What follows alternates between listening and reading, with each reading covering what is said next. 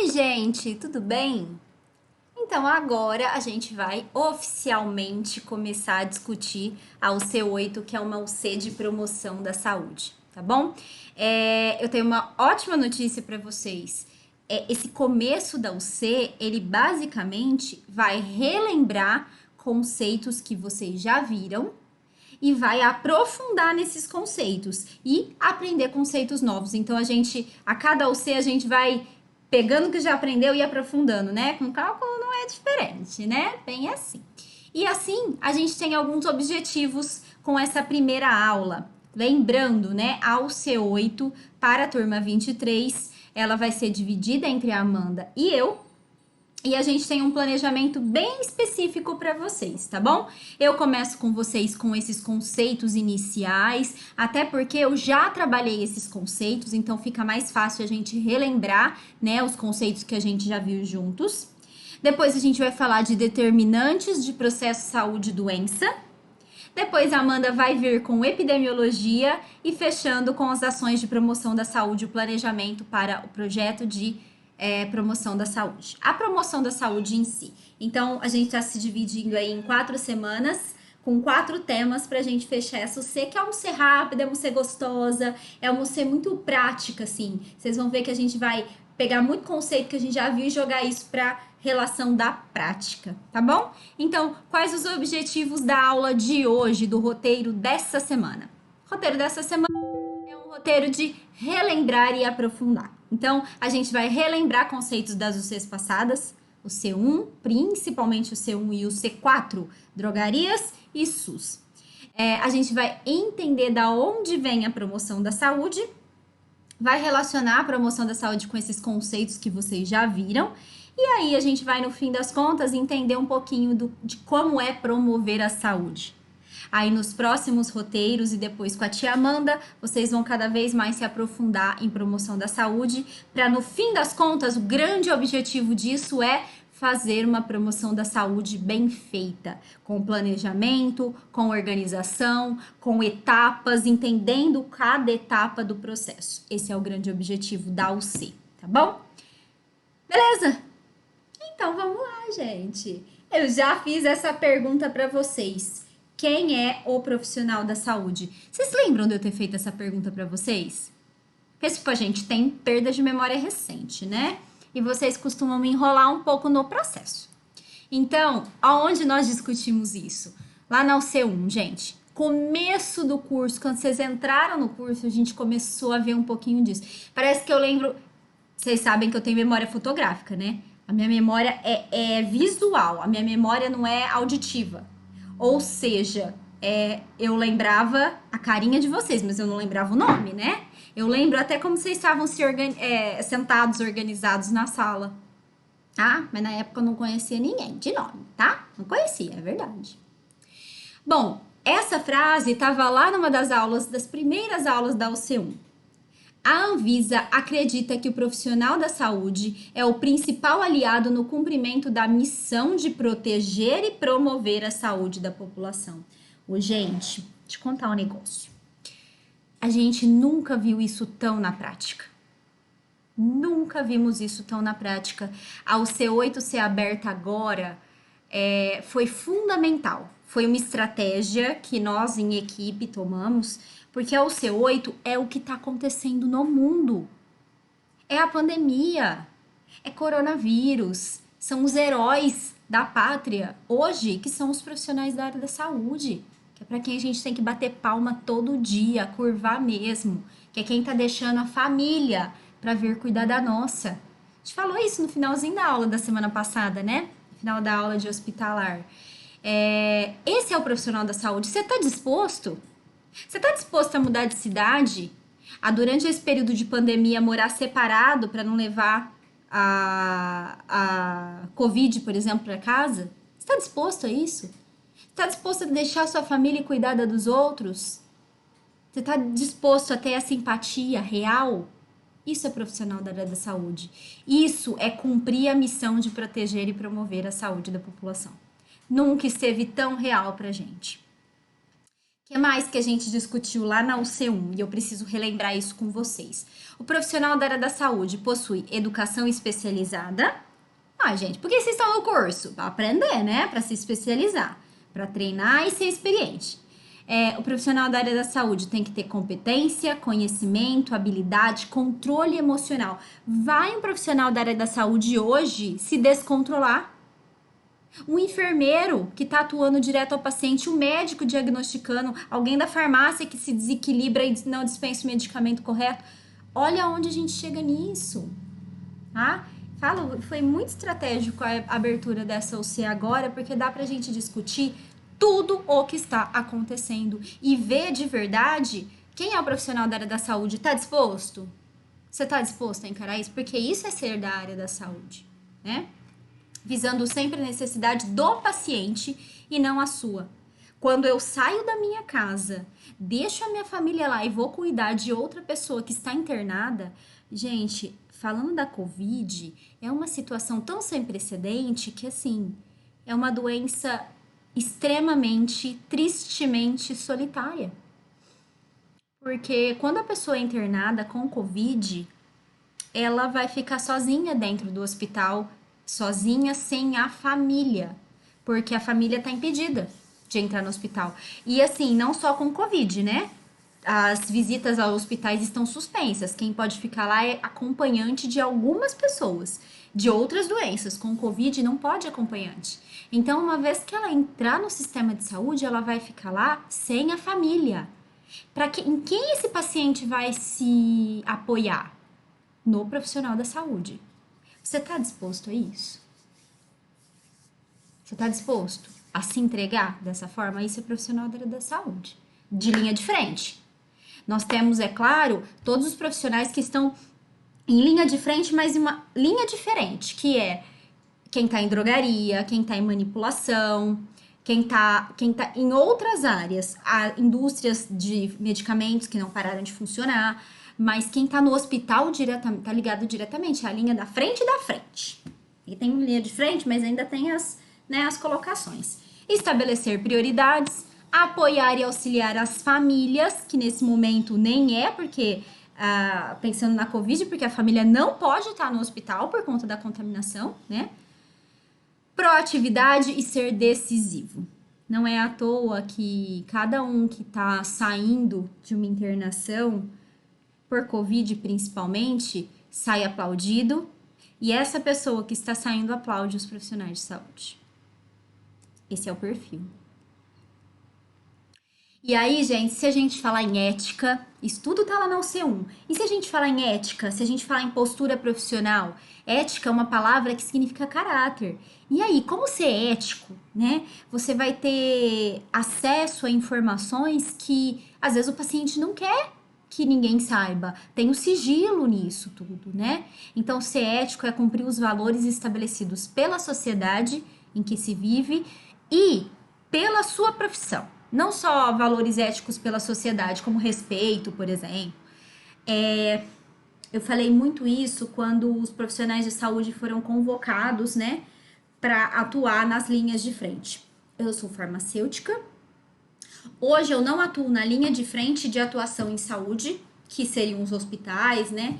Atendimento ao público diretamente a paciente. Hoje a minha linha de frente é diferente. A minha linha de frente é de educação, que é uma linha de frente também, né? Mas hoje a linha de frente ali da pandemia mesmo, ela é diferente.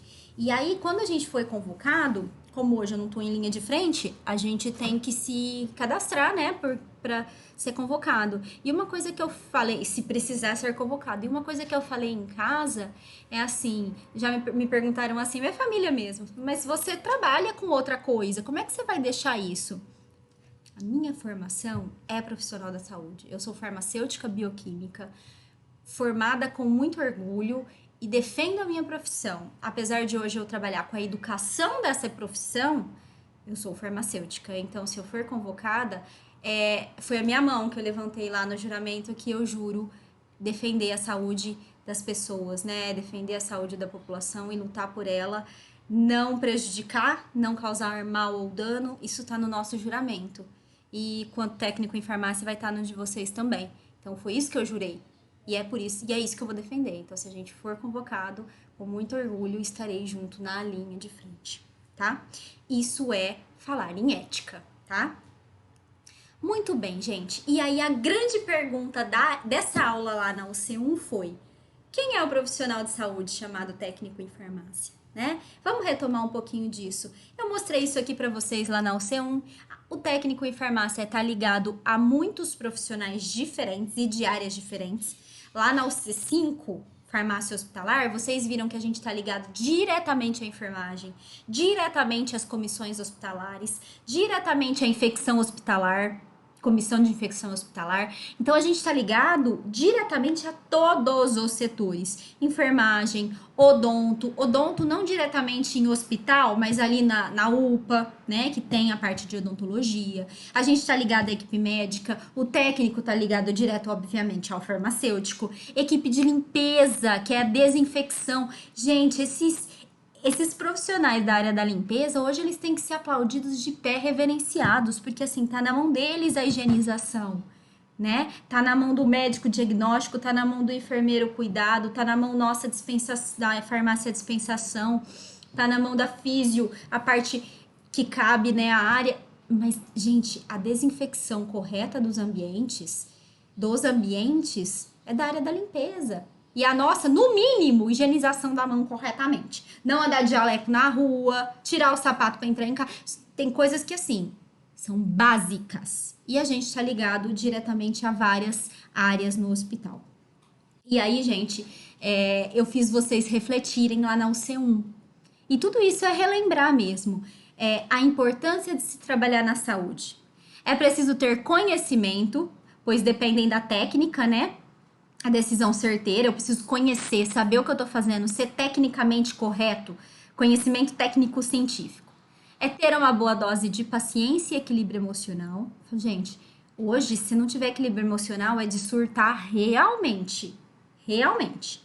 Ah, controlar essas situações de pânico, raiva, dor, sentimento, medo, tudo que a gente sente enquanto ser humano, o profissional da saúde, ele precisa saber controlar isso. Porque não pode passar isso para o paciente ou para a família dele, né? Aceitar que somos falíveis e que algumas vezes nós vamos perder. Hoje eu vi uma reportagem que, assim, não dá para ver tudo mais, né? Mas uma reportagem da emoção dos profissionais de saúde pedindo equipamento de proteção. Como que eu vou cuidar do outro se eu não consigo cuidar de mim? Porque se eu não me cuido, eu vou adoecer e eu não cuido do outro e a gente perde mais um para cuidar do outro. Então é um ciclo.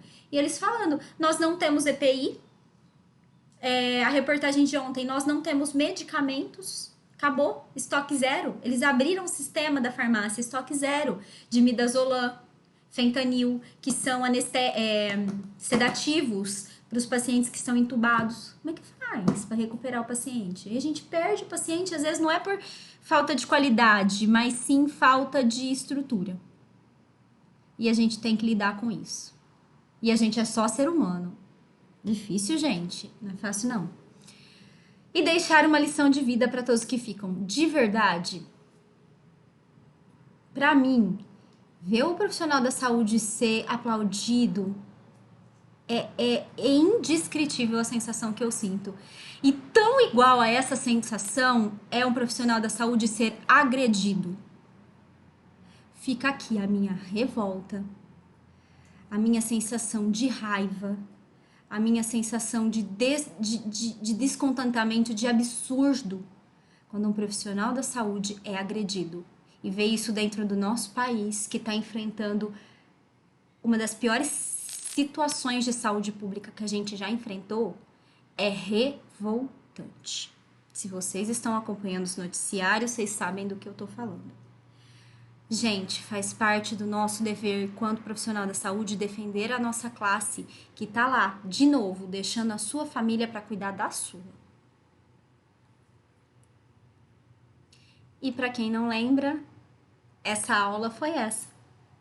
Foi a aula que eu falo O riso relaxa o corpo e a mente, libera endorfinas que causam bem-estar e melhora a sensação, melhora a saúde física e mental.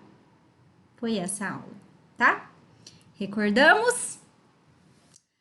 Muito bem, gente. Aprofundando um pouquinho mais, a carta de Ottawa, vocês vão ver ainda na SUSE, provavelmente com a tia Amanda. Quem é a carta de Ottawa, né? É uma carta que foi decorrente da primeira Conferência Internacional de Promoção da Saúde. E essa carta, que vocês vão olhar um pouquinho com mais calma, de 1986, ela tem a minha idade, ela diz o seguinte: promoção da saúde é o processo de capacitação da comunidade para atuar na melhoria da sua qualidade de vida, incluindo a maior participação e controle no processo. Desde lá do SUS, eu falo para vocês, a saúde pública no Brasil foi uma conquista da população. Está na mão da população não deixar isso morrer, né?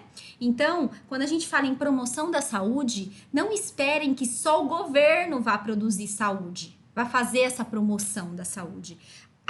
A sociedade, ela está dentro do processo e ela faz parte do processo e ela é responsável também pelo processo. Quando eu falo para uma pessoa, olha, você tem que mudar o estilo de vida, você não pode beber dessa forma, você tem que praticar atividade física, você tem que comer melhor. Quando você fala isso e a pessoa não entende, não faz, provavelmente ela vai ter que viver alguma situação, porque a gente é ser humano, a gente aprende na maioria das vezes pela dor. Isso não é a Dani que tá falando, né? É a psicologia. E ela não muda o estilo de vida. De quem é a culpa, se é que há um culpado? O paciente, ele é responsável pela sua saúde e responsável pela dos outros também. Quando eu jogo um papel de bala na rua, eu estou agindo na saúde do outro. Porque é esse papel de bala que vai entupir os bueiros, que vai dar enchente, que tem outros problemas sociais envolvidos e que as doenças vão vir para dentro da minha casa. Por exemplo, leptospirose, que vinda pela urina do rato. É um papel de bala que eu joguei, mas isso está interferindo na vida de todo mundo. Quando eu não uso máscara, eu não estou colocando a minha saúde em risco, eu estou colocando a do outro. Quando eu não higienizo a mão, quando eu posso ficar em casa e não fico, quando eu posso fazer a quarentena e não faço. Quando eu posso, eu falo porque tem setores que não podem parar, né? Não adianta. O colapso, ele vai vir de qualquer jeito. Ele vai vir de qualquer jeito, morrendo mais ou morrendo menos gente, mas vai vir de qualquer jeito. Se eu parar o sistema de economia ou não parar o sistema de economia, gente. Só escutar os estudiosos do mundo inteiro falando sobre isso, né? O que mais que é a promoção da saúde? Faz parte de promoção da saúde, Dani, utilizar máscara para sair na rua? Sim, eu estou cuidando da saúde do outro. Faz parte da população essa participação? Faz, é responsabilidade nossa. Quando eu não faço a quarentena de forma correta, eu só estou fazendo com que o processo demore mais para se resolver. Porque o que vai acontecer? O pico da curva. Vai ficar doente mais gente. Fora que é a falta de empatia mais triste que a gente pode ver, né? Promoção da saúde não é só responsabilidade do setor de saúde, né, exclusiva, mas vai além. É um estilo de vida saudável na direção do bem-estar global. Quando eu faço a minha quarentena, quando eu fico em casa, se eu puder, quando eu utilizo máscara, quando eu saio com álcool gel, eu estou fazendo bem-estar geral. Então não adianta colocar tudo na mão do governo. Não está tudo na mão do governo. Cada um de nós tem que ter a criticidade e entender qual é o processo. Na live semana passada eu falei muito com vocês, está na nossa mão e eu peço assim encarecidamente aos meus alunos, aos profissionais da área da saúde que tenham essa visão crítica, assistam, leiam e vejam que assim, a gente precisa orientar, porque tem muita gente sem informação. Tem gente que não chega à informação, tem gente que chega e faz questão de contrariar, e tem gente que simplesmente não consigo nomear quem são essas pessoas que vão fazer manifestação contra os profissionais da área da saúde. Acompanhe os noticiários. Que mais? A Política Nacional de Promoção da Saúde, ela é de 2006, perdão. Essa é a nossa legislação, Política Nacional de Promoção da Saúde. E o que ela fala do Brasil, né? Essa é a nossa lei. de promoção da saúde. É uma estratégia de articulação transversal, ou seja, passa por todos os setores, governo, indústria, empresas, população. Na qual se confere visibilidade aos fatores de saúde que colocam a população em risco. Então, a gente precisa identificar o que nos coloca em risco e o que é necessário dentro do país, né? E criação de mecanismos para reduzir a vulnerabilidade. Nós não estamos na mesma situação nós aqui, Estado de São Paulo, a gente não está na mesma situação do Estado do Amazonas. Nós não estamos. Nós estamos com um número de casos exacerbado, mas a nossa estrutura para conter os casos é diferente da deles. Eu sempre falei isso para vocês, lá do SUS, que nós somos um país muito grande e que parece que tem vários sistemas. É para ser um sistema único de saúde, porque ele tem que ser igual em todo o país, mas ele não é. E eu sempre falei para vocês, falei assim, vocês vão brigar comigo, mas em São Paulo nós estamos no céu. Ainda estamos no céu. Se a gente olhar os outros estados, como é que eles estão enfrentando isso, é muito mais triste a realidade do que a nossa aqui. E olha que a nossa é assustadora, né? Então, e outra coisa que eu falei pra vocês, eu acho que na live semana passada, no ao vivo, não me lembro. Eu falei assim, nós não estamos todos no mesmo barco, porque eu detesto essa fala, nós estamos todos no mesmo barco. Não estamos. Tem gente que tá enfrentando a crise dentro do iate e tem gente que está enfrentando a crise no barquinho de vela.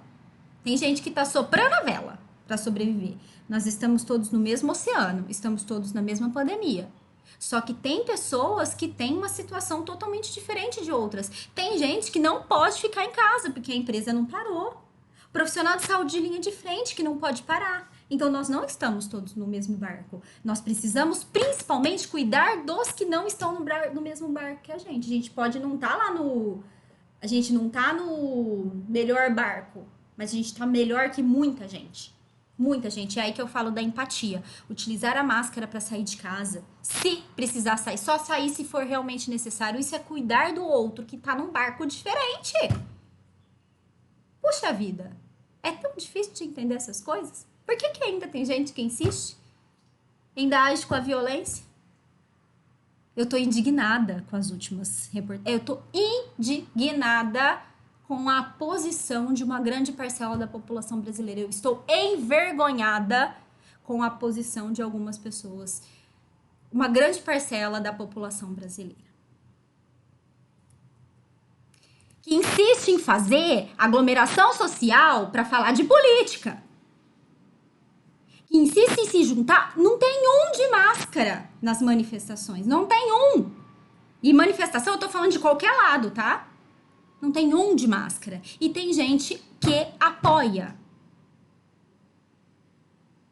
Eu preciso me conter, porque eu fico um pouco nervosa. Quem me conhece sabe disso.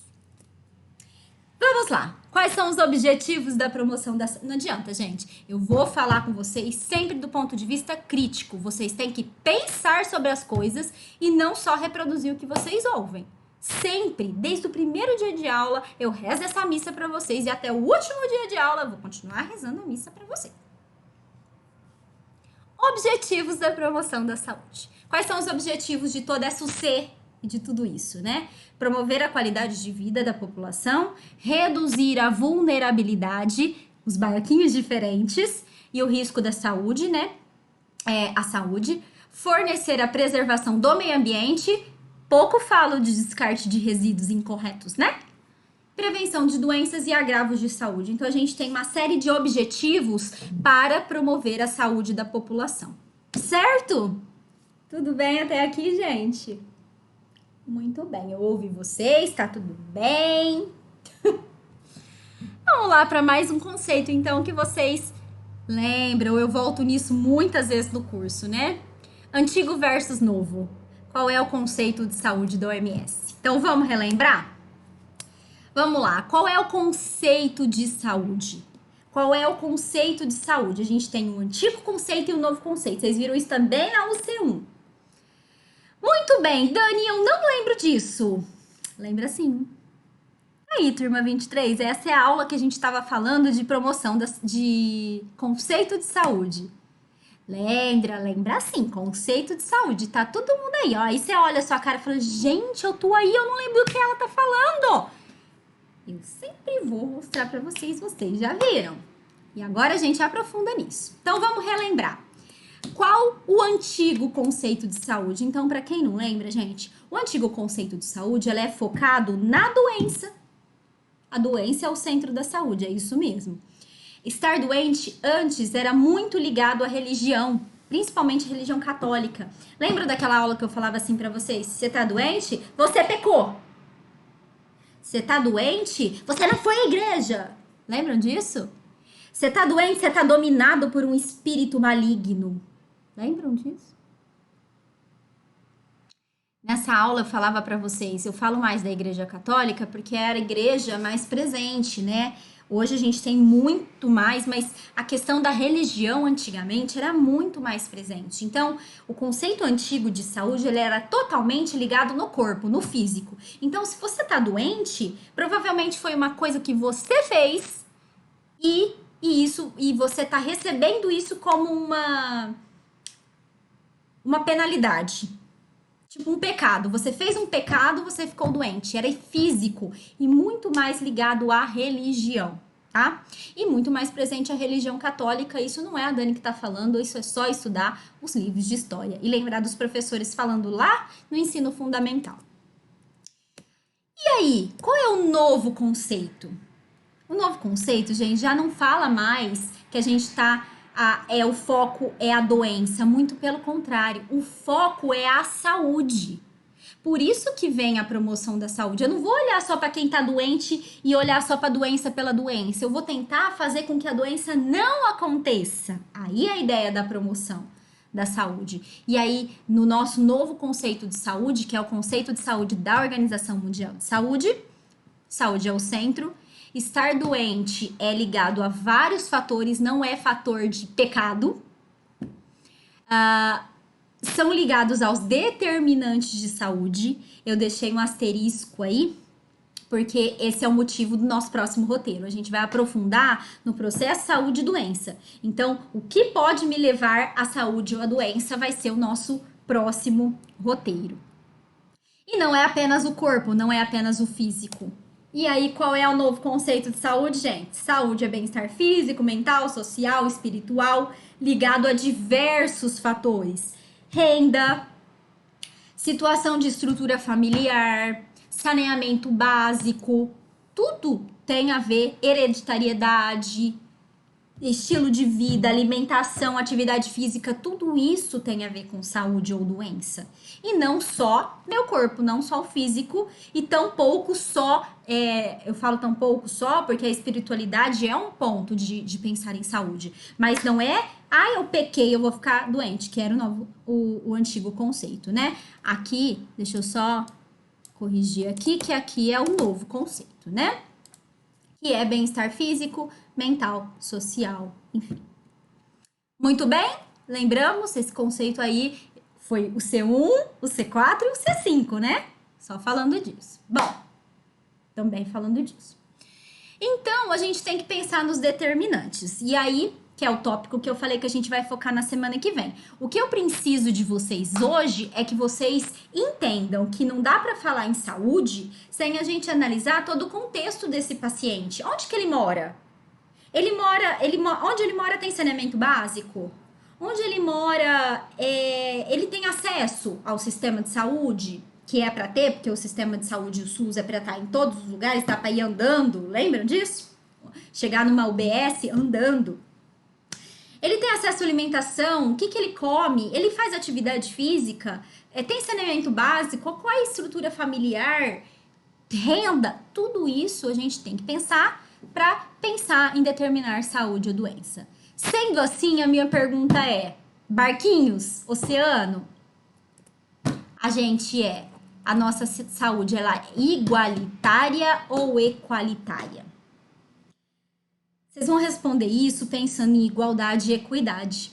E eu falei disso lá no SUS. Eu falei para vocês assim, ó. Gente, igualdade não é justo. Vocês olharam para mim e falaram assim, como assim, menina? Tá louca? Igualdade não é justo? Eu ouvi a vida inteira que, nossa, vamos lutar pela igualdade. Não, estava todo mundo errado e todo mundo te falou um conceito errado. O que a gente tem que lutar é pela equidade. E aí eu falei pra vocês assim, eu vou provar pra vocês que equidade é muito melhor que a igualdade. Igualdade é dar igual para todo mundo. E eu lembro que eu dei esse exemplo pra vocês. Falei assim, ó, aluno, você tem R$ 5. Aluno 1, você tem R$ 5. Aluno 2, você tem R$ 50. Ok? Eu quero ser igual.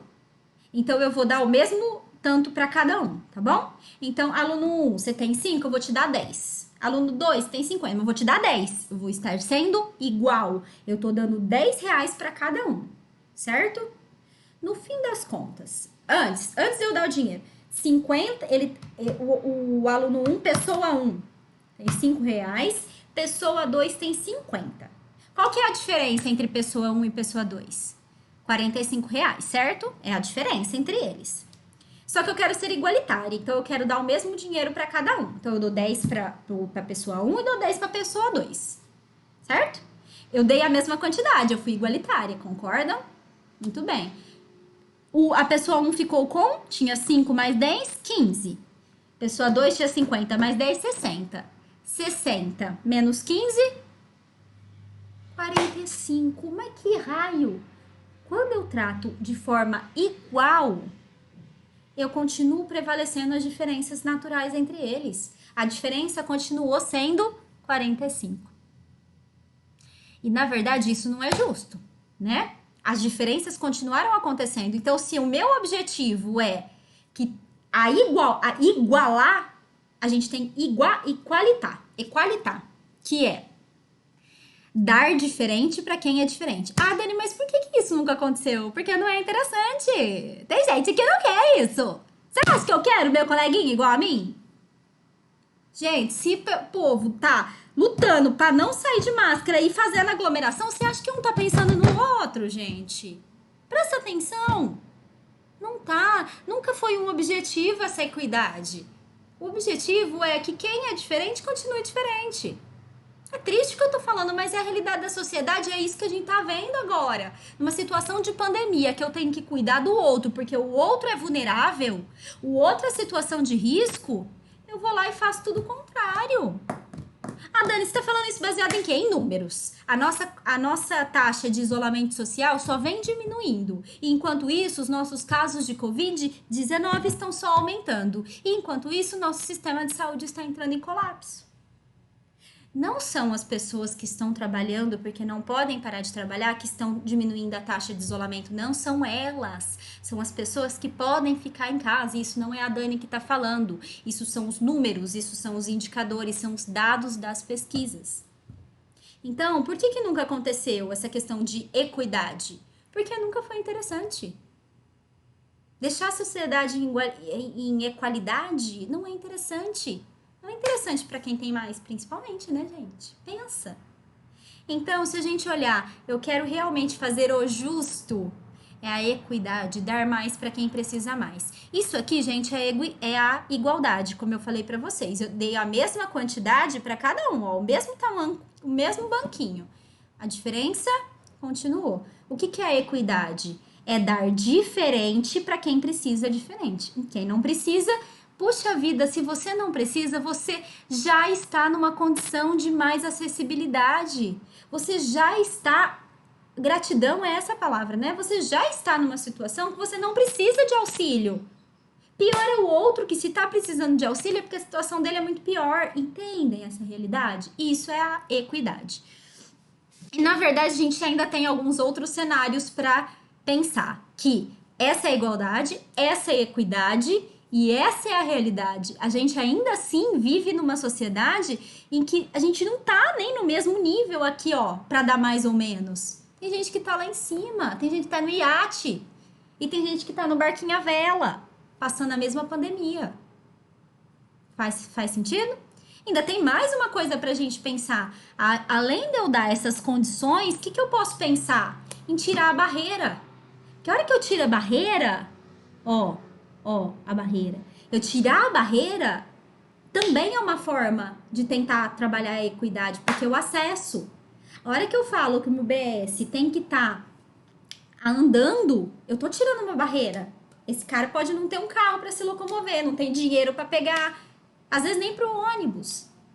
Então eu posso pensar em dar condições e tirar as barreiras. É isso que a promoção da saúde vai fazer, tá bom? Por que a gente realiza uma promoção da saúde e por onde começar? Então vamos responder essas perguntas? Por onde que eu posso começar, gente? Pensando na promoção da saúde. Tudo bem até aqui? Vocês lembravam disso? Falei bastante disso para vocês, tá? Tô bem ouvindo vocês responder. Primeiro, a gente tem que observar os problemas. Não há promoção da saúde sem observação dos problemas. Não há projeto integrador sem problematização. A gente tem que levantar os problemas, é a mesma relação. Fazer uma promoção da saúde é a mesma relação de fazer um projeto integrador. Levantar os problemas, propor soluções, fazer cronograma, planejar o que eu vou fazer e depois fazer. E avaliar se deu certo. Promoção da saúde é projeto integrador, gente. Não tem diferença. Planejamento é o mesmo. Então, não adianta uma promoção da saúde que você quer fazer porque tem interesse pessoal envolvido. Não tem. Promoção da saúde acontece sempre que a gente pretende observar os problemas e pensar no que precisa ser feito, algo que precisa mudar, algo que precisa melhorar. Eu nunca vou esquecer de uma atividade que a gente fez, era uma outra turma, e a gente tava fazendo ação de promoção de saúde, né? A SAUC. E eles falaram pra mim assim, eu quero fazer, a gente definiu o que a gente ia fazer dentro do Senac. Isso foi a turma que escolheu. Onde vocês vão fazer? Quer fazer no OBS? Quer fazer? Aí vai pelo mais fácil, né?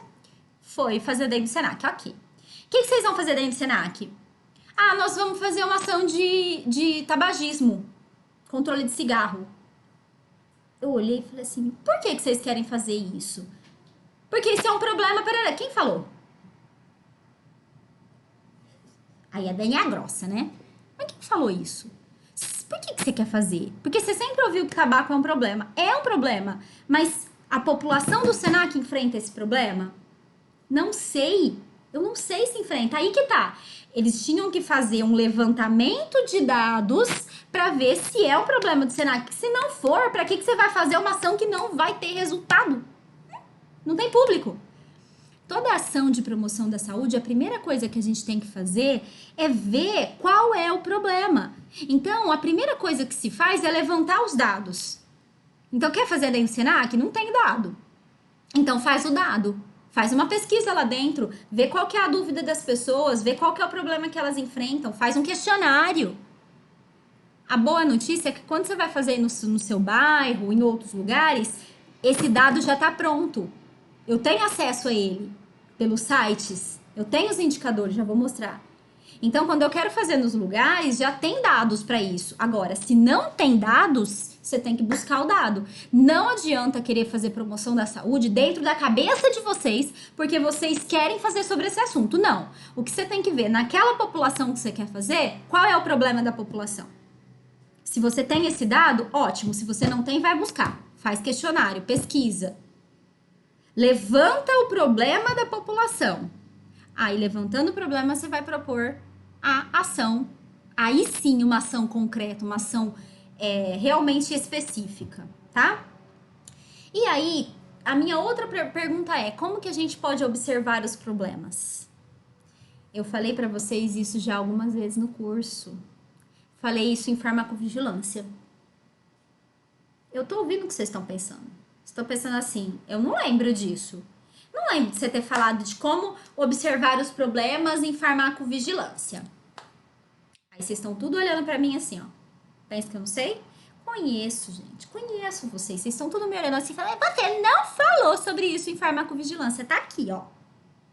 Dani, o que é isso? Isso é o roteiro número 8, se não me engano. Na parte 5, no passo número 5, a atividade era assim, ó. Baseado... Vocês estão assim... Caramba, não acredito que ela fez isso. Eu fiz, eu fui lá buscar onde que a gente viu isso. Por que eu demoro pra fazer as coisas? Baseado em tudo que você estudou até aqui e na sua visão crítica, como que você entende que os números suspeitos do caso e casos de corona chegam aos noticiários? Tem tantas mortes, tem tanto suspeito, como é que esse número chega? Pense em farmacovigilância. Esse foi o roteiro de farmacovigilância. Eu já falei sobre isso. Tá aqui, ó. Número de casos suspeitos. É aí que eu tenho que olhar. E não foi só aí que eu falei também. Falei pra vocês em comissão hospitalar. Também não lembro disso. Tá todo mundo me olhando assim agora. Gente, será que é verdade? Será que ela falou sobre comissão hospitalar, falou disso? Falei, peguei lá o mesmo slide, puxei aqui pra vocês verem, ó. Quando eu falei assim pra vocês, as comissões hospitalares desempenham várias funções, destacando-se a produção de indicadores. Lembram disso? Não lembra? Tinha outro. As comissões hospitalares são órgãos de apoio. A partir de reuniões das comissões, aspectos, procedimentos, mudanças a gente pode fazer. Então, basicamente, o que uma promoção da saúde quer fazer? Ela quer sugerir soluções de melhoria?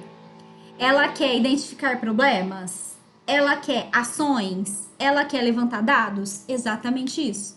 Falamos disso 2 vezes. O que significa tudo isso? Fazer programas? Fazer promoção da saúde? O que significa tudo isso, gente? Aonde a gente observa o problema?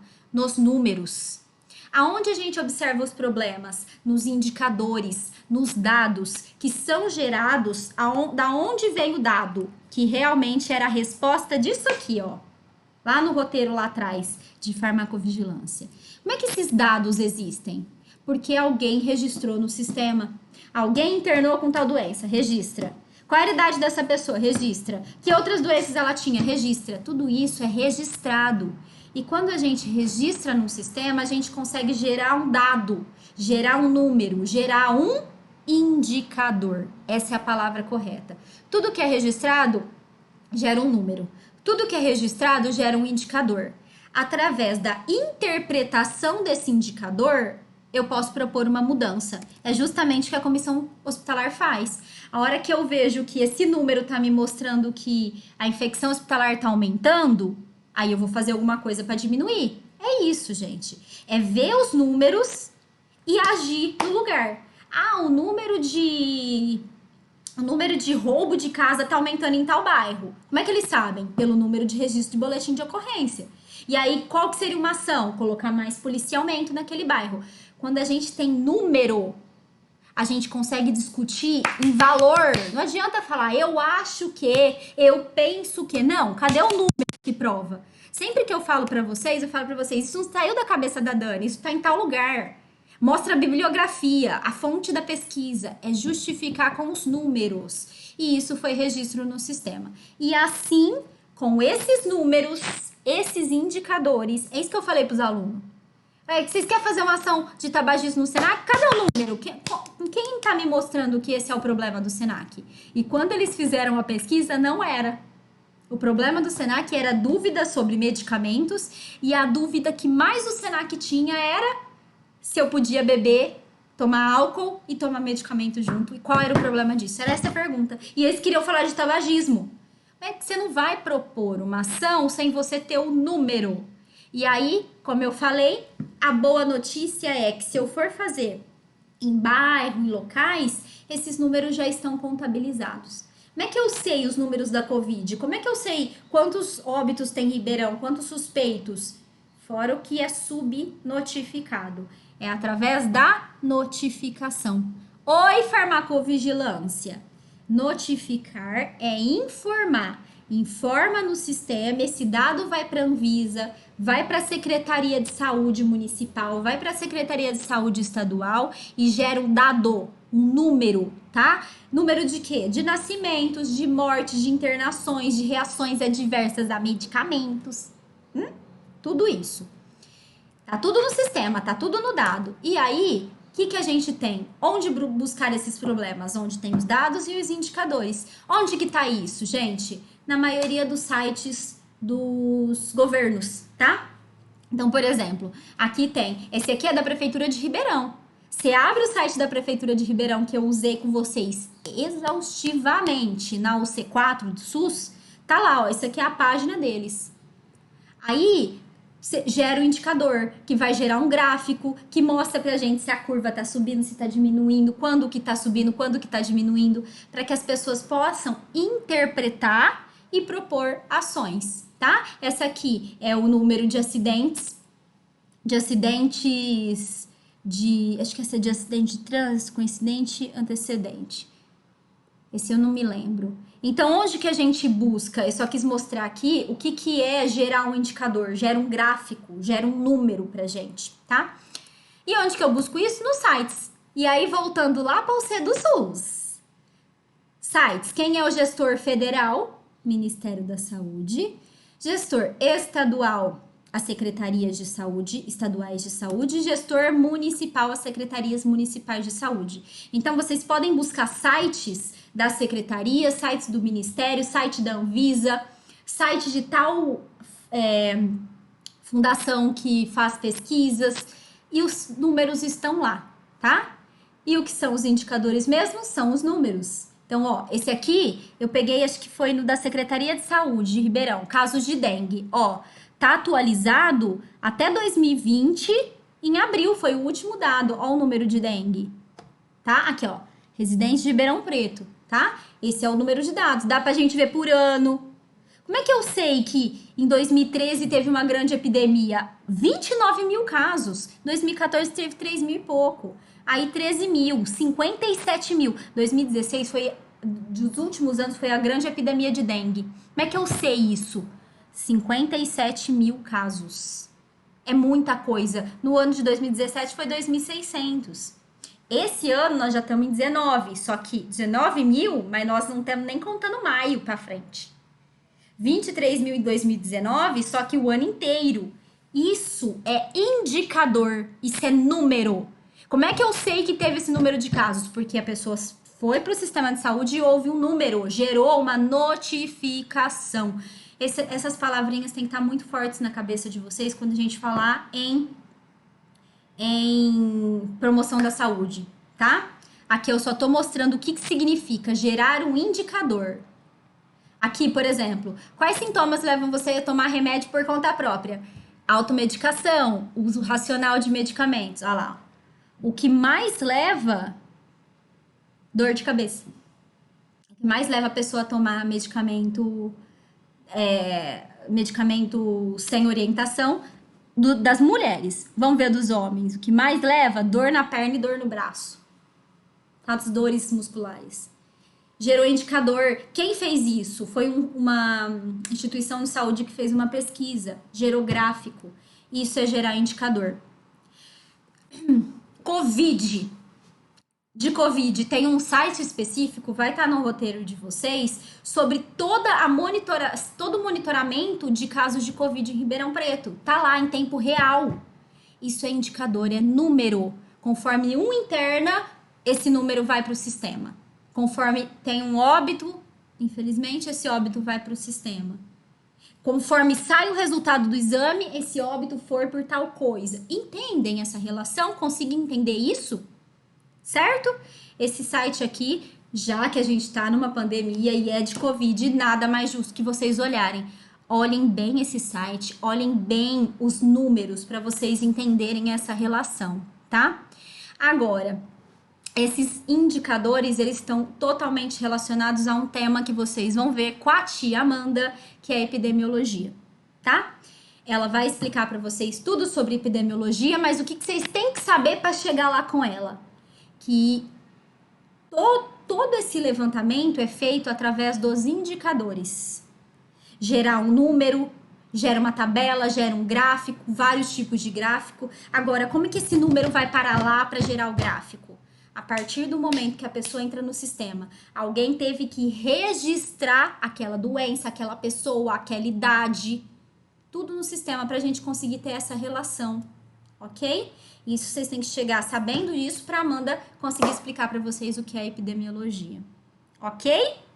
Tudo bem? Vê se ficou claro. Se não ficou claro, volta lá no vídeo e vê isso de novo e me pergunta, tá? Indicador é o que indica, são os números, a realidade, e isso é através do sistema. E agora vocês vão entender uma coisa. Quando eu não registro, eu gero uma subnotificação. Todos esses dados aqui, eles são das pessoas que entraram no sistema. E quem não entrou, quem ainda não saiu o resultado, não está registrado, não está notificado, é a subnotificação. Isso é um grande problema no Brasil, é a subnotificação. Isso quer dizer uma coisa, esses dados são muito maiores. Esses dados são os que são notificados e tudo aquilo que não é registrado ainda não está aqui. Ou seja, a situação é muito pior, tá? E aí, então, de novo, vocês vão ver isso nas cenas dos próximos capítulos, tá bom? Pra gente finalizar, gente, quando a gente está falando em promoção da saúde, a gente tem que ter em mente que há um problema relacionado à saúde e a gente tem que agir para resolver aquele problema, tá? Assim, desenvolvemos a nossa promoção da saúde. E aí, tem um passo a passo para essa promoção da saúde que vocês vão ver no finalzinho da UC com a tia Amanda também. O que eu quero adiantar para vocês já startarem para pensar na promoção da saúde é o seguinte: vocês têm que fazer um planejamento. E não vai fazer planejamento da cabeça de vocês. Vocês têm que analisar problemas. Não vou fazer uma promoção da saúde igual a do tabaco sem saber se aquela população precisa disso. Vocês têm que pensar na necessidade daquela população, definir o problema, analisa qual é o público. Cáries em crianças. O problema é que está aumentando o número de cárie. Isso não tem que vir da tua cabeça. Isso tem que vir lá do site da Secretaria, do Ministério da Saúde. Me prova com número que isso é um problema. Tem que sempre estar fundamentado no indicador, tá? Muito bem. Se é criança, você vai desenvolver uma metodologia. Se é adulto, você vai desenvolver outra. Se é idoso, você vai desenvolver outra. Põe uma letrinha desse tamanho para o idoso ler. Não é a metodologia ideal. E aí, gente, metodologia tem várias. Sempre pensa qual o problema, descobriu o problema, analisa qual é a sua população para você ver que linguagem, qual a comunicação que você vai usar. Feito isso, qual é a metodologia? Aplica a metodologia que você pensou em desenvolver e avalia, registra isso no sistema. Como faz isso, Dani? Cenas dos próximos capítulos, tá? Vocês vão ver essa parte com a tia Amanda também, beleza? E aí vocês vão ver que tudo isso, gente, tem a ver com educação em saúde. Adoro essa foto. Educar é um que educa o outro, que ensina o outro, que ensina o outro. E assim, o filho é nosso. A partir do momento que eu sei aquilo, que eu aprendi aquilo, que eu tenho visão crítica daquilo, eu vou orientar as outras pessoas, tá bom? E assim, eu finalizo a nossa aula de hoje e já vou deixar um start para vocês. Pensarem sobre promoção da saúde, pensar que tem que identificar problemas, que tem que ver indicadores de problemas, não é da minha cabeça. E aí, no roteiro da semana que vem, a gente vai falar um pouquinho sobre o processo saúde e doença. Ok? Tudo bem? Dúvidas?